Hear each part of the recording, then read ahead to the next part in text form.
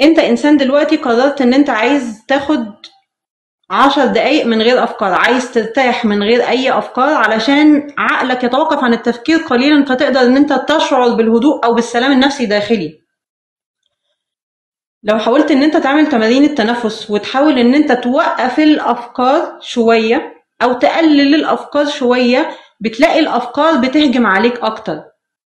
طول ما الافكار بتهجم عليك مش هتقدر تسمع صوت روحك. بمعنى انت تعرضت لمشكلة، عندك مشكلة مش عارف الحل بتاعها ايه، فمتوتر مضغوط مشتت، مش قادر تلاقي اي حل للمشكلة بتاعتك خالص.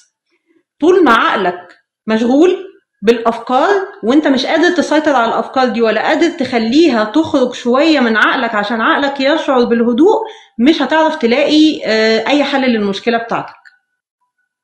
لو انت عندك تحكم على الافكار والدماغ، وان انت مثلا لو حصلت لك مشكله تقدر ان انت تاجلها او تحطها على جنب شويه وتقول لها انا دلوقتي مش هقدر افكر بعيد، كلم افكارك قول لها خليكي بعيد انا هفكر بعدين، وتقعد مع نفسك وتهدى خالص. وقت ما تحس ان انت قادر ان انت تفكر في الفكره دي وعارف ان انت مستعد نفسيا تفكر فيها دلوقتي، انت هتستدعي المشكله بمزاجك، هتقول لها تعالي دلوقتي يلا علشان اقدر انه الاقي الحلول.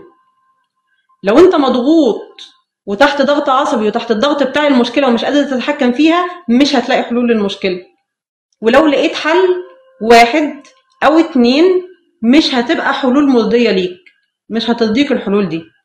طب لو انت خدت وقتك وهديت وقلت لنفسك ان انت عندك ثقة في ربنا وان المشكلة دي حصلت لك لسبب معين، السبب ده انت هتكتشفه وهتعرفه وهتحل المشكلة دي، وبعد يوم او اتنين بمنتهى الهدوء والسلام جبت المشكلة بتاعتك وبالورقة والقلم قعدت تحللها، هتلاقي 10 حلول وكل الحلول هتبقى مرضية ليك.